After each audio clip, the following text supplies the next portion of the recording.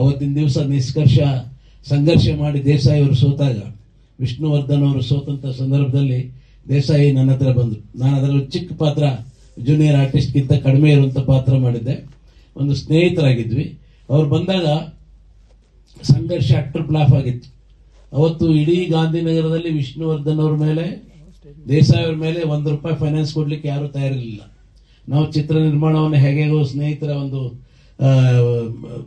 ಶಕ್ತಿ ಮೇಲೆ, ನಮ್ಮ ಶಕ್ತಿ ಮೇಲೆ ನಾವು ಮಾಡಿದ್ವಿ. ಇವತ್ತು ಚಿತ್ರರಂಗ ಸೋತಿದೆ, ಚಿತ್ರ ನಿರ್ಮಾಣ ಸರಿ ಆಗ್ತಾ ಇಲ್ಲ, ಚಿತ್ರಗಳು ನಿಲ್ತಾ ಇಲ್ಲ ಅನ್ನೋಂಥ ಭಾವನೆ ಇದೆ. ಅದಕ್ಕೆ ಕಾರಣ ಪ್ರೇಕ್ಷಕರು ಖಂಡಿತ ಅಲ್ಲ.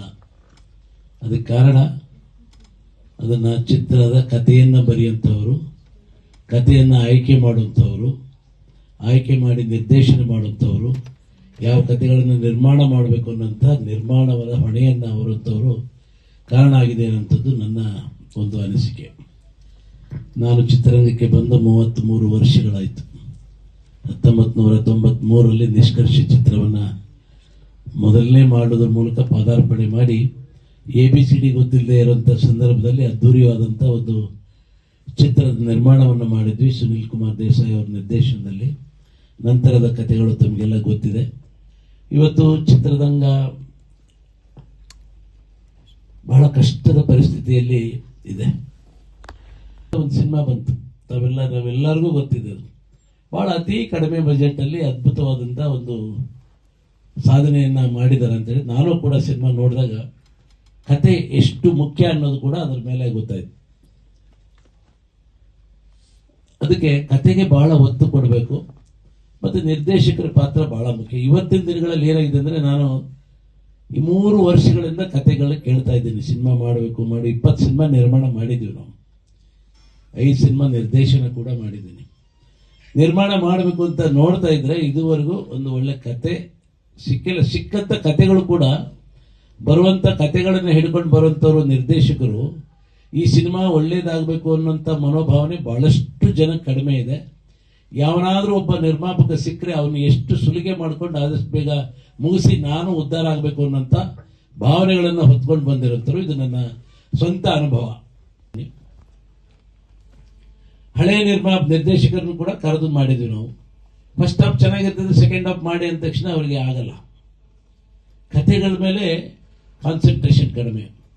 ಇವತ್ತು ಕಥೆನ ಹೆಂಗೋ ಹೇಳಿ ಒಪ್ಪಿಸ್ಬಿಟ್ಟು ಆಮೇಲೆ ಈಗ ಈ ಟ್ರೆಂಡ್ ಹೆಂಗೆ ಬಂದಿದೆ ಅಂತ ಹೇಳಿದ್ರೆ, ಒಂದು ಕತೆ ಮಾಡ್ಕೊಂಡು ಬರ್ತಾರೆ, ಔಟ್ಲೈನ್ ಹೇಳ್ತಾರೆ, ಔಟ್ಲೈನ್ ಮಾಡಿ ಆದಮೇಲೆ ಈ ಕತೆ ಪೂರ್ಣ screen play, script, right up ಮಾಡಿ ಬರೋಕ್ಕೆ 3 ತಿಂಗಳು ಬೇಕು, ಅದಕ್ಕೆ ಇಷ್ಟು ಖರ್ಚಾಗುತ್ತೆ. ಈ ಮನೋಭಾವನೆ ಇವತ್ತು ಬಂದ್ಬಿಟ್ಟಿದೆ. ಕತೆ ಸಂಪೂರ್ಣವಾದ ಕಥೆಯನ್ನು ಹೊತ್ತು ಬರುವಂಥ ಕತೆಗಾರರಾಗಲಿ ನಿರ್ದೇಶಕರಾಗಲಿ ಕಡಿಮೆ ಇರೋದ್ರಿಂದ ಚಿತ್ರರಂಗ ಇವತ್ತು ಯಾವುದೋ ಒಂದು ಮಟ್ಟಕ್ಕೆ ಬಂದಿದೆ. ಅದರ ಅಳೆದು ತೂಗಿ ಹೋಗಲಿಕ್ಕೆ ನಾನು ಹೋಗೋದಿಲ್ಲ. ನನ್ನ ಮನಸ್ಸಿನ ಭಾವನೆಗಳನ್ನು ನಾನು ಹೇಳಿದ್ದೇನೆ.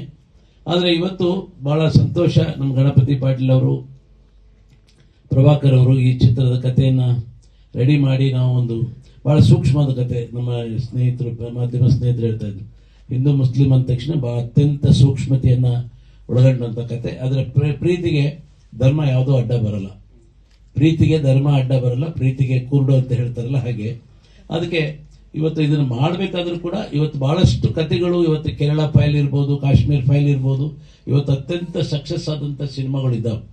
ಆದರೆ ಅದರಲ್ಲಿ ಅಷ್ಟೇ ಸೂಕ್ಷ್ಮತೆ ಇತ್ತು, ಸತ್ಯಾಂಶ ಇತ್ತು, ಅದರಲ್ಲಿ ವಾಸ್ತವಾಂಶ ಇದ್ದಿದ್ದರಿಂದ ಇವತ್ತು ಕಥೆಗಳು ಇದಾಗಿದ್ದಾವೆ.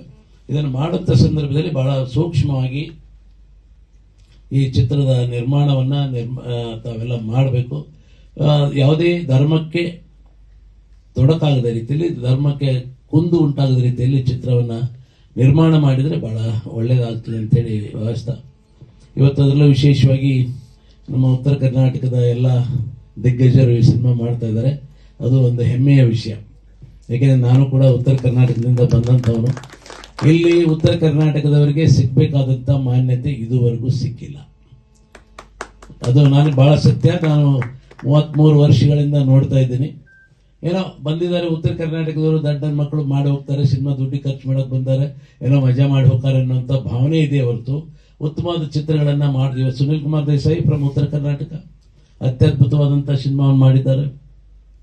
ಗಿರೀಶ್ ಕಾರ್ನಾಡ್ ಅವರು ಅಲ್ಲಿಂದ ಬಂದಂಥವರು, ಉತ್ತರ ಕನ್ನಡದಿಂದ ಬಂದಂಥ ಉತ್ತಮವಾದ ಪ್ರತಿಭೆಗಳು, ಅನಂತ ಅವರು ಉತ್ತರ ಕನ್ನಡದಿಂದ ಬಂದಂಥವ್ರು. ಪ್ರತಿಭೆಗಳಿಗೆ ಭಾಷೆ ಪ್ರಾಂತ ಇಲ್ಲ, ಎಲ್ಲ ಕಡೆ ಇರ್ತದೆ. ಆದರೆ ಒಂದು ಕೊರತೆ ಏನಾಗಿದೆ ಅಂತ ಹೇಳಿದ್ರೆ, ಇದು ಸಿನಿಮಾ ಇಂಡಸ್ಟ್ರಿ ಕಾನ್ಸಂಟ್ರೇಟೆಡ್ ಇನ್ ಬ್ಯಾಂಗ್ಳೂರ್, ಕರ್ನಾಟಕದ ಒಂದು ಮೂಲೆಯ ಭಾಗದಲ್ಲಿ ಇದ್ದಿದ್ದರಿಂದ ಇವತ್ತು ನಮ್ಮ ಉತ್ತರ ಕರ್ನಾಟಕದ ಕಲಾವಿದರಿರ್ಬೋದು, ತಂತ್ರಜ್ಞರಿರ್ಬೋದು, ಯಾರೇ ಬಂದು ಇಲ್ಲಿ ನೆಲೆಸಿ ಚಿತ್ರವನ್ನು ನಿರ್ಮಾಣ ಮಾಡಿ ನಿರ್ದೇಶನವನ್ನು ಮಾಡಿ ಹೋಗೋಷ್ಟು ಶಕ್ತಿ ಬಹಳಷ್ಟು ಜನಕ್ಕೆ ಇರೋದಿಲ್ಲ. ಸುನಿಲ್ ಕುಮಾರ್ ದೇಸಾಯಿ ಅವರು ಹೇಳ್ತಾ ಇದ್ರು, ಮೊದಲು ನಾನು ಬಂದಾಗ ಫುಟ್ಪಾತ್ ಮೇಲೆ ನಾನು ಮಲಗ್ತಾ ಇದ್ದೆ ಅಂತ. ಫುಟ್ಪಾತ್ ಮೇಲೆ ನಾನು ಮಲಗ್ತಾ ಇದ್ದೆ, ಒಂದು ಇಡ್ಲಿ ತಿಂದು ಮಲಗ್ತಾ ಇದ್ದೆ ಅಂತ ಹೇಳ್ತಾರೆ. ಇವತ್ತು ಆ ರೀತಿ ಪರಿಸ್ಥಿತಿ ಇಲ್ಲ. ಹಾಗಾಗಿ ಆದರೂ ಕೂಡ ಅವರು ಕಷ್ಟದಲ್ಲಿ ಉಳ್ಕೊಂಡು ಅವರು ಚಿತ್ರವನ್ನು ಮಾಡಿ ಪ್ರೂವ್ ಮಾಡಿದ್ರು. ಪ್ರೂವ್ ಮಾಡಿದ ಮೇಲೆ ಸಕ್ಸಸ್ ಸಿನಿಮಾದಲ್ಲಿ ಎರಡೂ ಇದೆ. ಗೆಲುವಿಗೆ 100 ಜನ ತಂದೆಯರು, ಸೋಲು ಅನಾಥ ಅಂತ ಹೇಳ್ತಾರೆ. ನಮ್ಮ ಮೇಡಮ್ ಕಾರ್ತಿಕೇಯರು ಕೀರ್ತಿ ಹೇಳಿದ್ರು, ನೀವಿನ್ನೂ ಪ್ರೂವ್ ಆಗಿಲ್ಲ, ಪ್ರೂವ್ ಸರಿ. ಒಂದು ಸಿನಿಮಾ ಸಕ್ಸಸ್ ಆದ್ರೆ 100 ಜನ ಬೆನ್ನತ್ತಾರೆ. ಅದು ಪ್ರೂವ್ ಆಗಬೇಕು. ಸಿನಿಮಾ ಸಕ್ಸಸ್ ಆಗೋ ರೀತಿಯಲ್ಲಿ ಸಿನಿಮಾವನ್ನ ನಿರ್ಮಾಣ ಮಾಡಿ ನಿರ್ದೇಶನ ಮಾಡಿ ಜನರಿಗೆ ಒಪ್ಪಂತ ಕಥೆಗಳನ್ನು ಕೊಟ್ರೆ ಅದೇ ನಾಳೆ ದೊಡ್ಡ ಇದಾಗುತ್ತೆ. ಸೋಲು ಅನಾಥ ಅಂತ, ಸೋಲು ಅನಾಥ. ಇಲ್ಲಿ ಸೋತ್ ಬಿಟ್ರೆ ಯಾರು ಕೇಳೋದಿಲ್ಲ ಮಾರನೇ ದಿವಸ. That what happens in my life. ಅದನ್ನು ಇಟ್ಕೊಂಡೇ ನಾನು ನಿಷ್ಕರ್ಷೆ ಮಾಡಿದ್ದು. ಅವತ್ತಿನ ದಿವಸ ಸಂಘರ್ಷ ಮಾಡಿ ದೇಸಾಯಿ ಅವರು ಸೋತಾಗ, ವಿಷ್ಣುವರ್ಧನ್ ಅವರು ಸೋತಂತ ಸಂದರ್ಭದಲ್ಲಿ ದೇಸಾಯಿ ನನ್ನ ಹತ್ರ ಬಂದರು. ನಾನು ಅದರಲ್ಲಿ ಚಿಕ್ಕ ಪಾತ್ರ, ಜೂನಿಯರ್ ಆರ್ಟಿಸ್ಟ್ಗಿಂತ ಕಡಿಮೆ ಇರುವಂಥ ಪಾತ್ರ ಮಾಡಿದ್ದೆ. ಒಂದು ಸ್ನೇಹಿತರಾಗಿದ್ವಿ. ಅವ್ರು ಬಂದಾಗ ಸಂಘರ್ಷ ಅಟ್ರ್ ಫ್ಲಾಪ್ ಆಗಿತ್ತು. ಅವತ್ತು ಇಡೀ ಗಾಂಧಿನಗರದಲ್ಲಿ ವಿಷ್ಣುವರ್ಧನ್ ಅವ್ರ ಮೇಲೆ, ದೇಸಾಯಿ ಅವ್ರ ಮೇಲೆ ₹1 ಫೈನಾನ್ಸ್ ಕೊಡ್ಲಿಕ್ಕೆ ಯಾರು ತಯಾರಿರಲಿಲ್ಲ. ನಾವು ಚಿತ್ರ ನಿರ್ಮಾಣವನ್ನು ಹೇಗೋ ಸ್ನೇಹಿತರ ಒಂದು ಶಕ್ತಿ ಮೇಲೆ, ನಮ್ಮ ಶಕ್ತಿ ಮೇಲೆ ನಾವು ಮಾಡಿದ್ವಿ. ಆಗ ಸಕ್ಸಸ್ ಆದ್ಮೇಲೆ ಎಲ್ಲರೂ ಮತ್ತೆ ಬಂದ್ರು, ನಮ್ಮ ಹಿಂದೆ ಎಲ್ಲರೂ ಬರ್ತಾರೆ. ಅದಕ್ಕೆ ಸಕ್ಸಸ್ ಏನಿದೆಯಲ್ಲ ಅದಕ್ಕೆ 100 ಜನ ಅಪ್ಪಂದ್ರೆ ಒಂದು ಸಿನಿಮಾ ಸಕ್ಸಸ್ ಆಯ್ತು ಅಂತ ಹೇಳಿದ್ರೆ ಎಲ್ಲರೂ ಹೇಳ್ಕೊಂತಾರೆ, ನನ್ನಿಂದ ಸಕ್ಸಸ್ ಆಯ್ತು, ನನ್ನಿಂದ ಆಯ್ತು. ಸೋತ್ರೆ ಎಲ್ಲದಕ್ಕೂ ಹೊಣೆ ಕೊನೆಗೆ ನಿರ್ಮಾಪಕ. ಅದನ್ನ ಕೇಳಿದ್ ಕೊಡ್ಲಿಲ್ಲ, ಅವ್ರು ಅದನ್ನ ಹೇಳಿದ್ ಮಾಡಲಿಲ್ಲ, ಇವ್ರು ಇದನ್ನ ಹೇಳಿದ್ ಮಾಡಲಿಲ್ಲ. ಈ ರೀತಿ ಅನುಭವಿಸಿದ್ದೀನಿ. ಹಾಗಾಗಿ ಈ ಚಿತ್ರ ಏನೋ ಇದನ್ನ ನೋಡಿದಾಗ, ಮೋಷನ್ ಪೋಸ್ಟ್ ನೋಡಿದಾಗ ಒಂದು ಭರವಸೆ ಮೂಡಿದೆ ನನಗೆ. ಆಮೇಲೆ ಚಿತ್ರದಲ್ಲಿ ಏನೋ ಇದೆ ಅನ್ನುವಂಥ ಒಂದು ಭಾವನೆ ಬರ್ತದೆ. ಇದರ ಕಥೆಯಲ್ಲಿ ಏನೋ ಇದೆ, ದಮ್ ಇದೆ, ಇದರಲ್ಲಿ ಶಕ್ತಿ ಇದೆ. ಅದನ್ನ ಸರಿಯಾದ ರೀತಿಯಲ್ಲಿ ನಿರ್ದೇಶಕರು ಹೊರಗಡೆ ಎಳೆಯಾಗಿ ಹೊರಗೆ ತಂದ್ರೆ ಖಂಡಿತವಾಗಿ ಒಂದು ಉತ್ತಮವಾದಂತಹ ಚಿತ್ರ ಆಗುತ್ತೆ ಅನ್ನುವಂಥ ಒಂದು ಭರವಸೆ ಇದೆ. ಆ ಚಿತ್ರ ಅದೇ ರೀತಿ ಆಗಲಿ.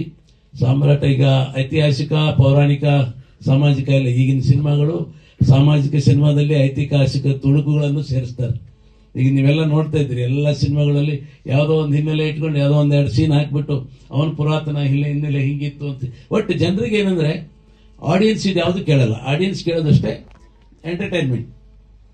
ನಾನು 2 ತಾಸು ಇಲ್ಲಿ ಕುತ್ಕೊಂಡಿದ್ದೀನಪ್ಪ, ನನಗೆ ಯಾವುದೇ ರೀತಿ ಬೇಜಾರಾಗದ ರೀತಿಯಲ್ಲಿ, ನಾನು ಕೊಟ್ಟು ದುಡ್ಡಿ ಮೋಸ ಆಗದ ರೀತಿಯಲ್ಲಿ, I should forget all my previous, ಎಲ್ಲವನ್ನು ಮರೆತು 2 ತಾಸು ಕುತ್ಕೊಂಡು ಹೋಗ್ತೇನೆ ಅನ್ನೋಂಥ ಒಂದು ಚಿತ್ರ. Entertainment, comedy is very important, ಎಲ್ಲ sequence, screenplay is very important. ಇದೆಲ್ಲ ಆಗುತ್ತೆ. ಆಮೇಲೆ ಸ್ಕ್ರೀನ್ ಪ್ಲೇ ಇದೆಲ್ಲ ಬರೋದು ನಂತರ ಎಡಿಟಿಂಗ್ ಅಲ್ಲಿ ಇದೆಲ್ಲ ಆಗ್ತದೆ. ಬಟ್ ಕಥೆಯಲ್ಲಿ ನಿಮಗೆ ಹ್ಯೂಮರ್ ಬೇಕು, ಎಲ್ಲ ರೀತಿಯ ಏನು ಹೇಳ್ತಿರಲ್ಲ, ಎಲ್ಲ ನವರಸಗಳು ಕೂಡ ಕಥೆಯಲ್ಲಿ ಮೂಡಿ ಬಂದ್ರೆ ಬಹಳ ಉತ್ತಮ. ಅದರ ಬಗ್ಗೆ ನೀವು ಕಾಳಜಿ ವಹಿಸಿ ಒಳ್ಳೆ ಚಿತ್ರವನ್ನು ಮಾಡಿ. ನೀವು ಬೆಳಗಾವಿಯಿಂದ ಪ್ರಾರಂಭ ಮಾಡಿದರೆ ಇದು ಬೆಂಗಳೂರಲ್ಲಿ ಪತಾಕೆಯನ್ನು ಹಾರಿಸಲಿ ಅಂತೇಳಿ ಈಗ ಈ ಮೂಲಕ ನಾನು ಆಶಿಸಿ ತಮ್ಮೆಲ್ಲರಿಗೂ ಕೂಡ ಶುಭ ಹಾರೈಸಿ ನನ್ನ 4 ಮಾತು ಮುಗಿಸ್ತೇನೆ. ನಮಸ್ಕಾರ.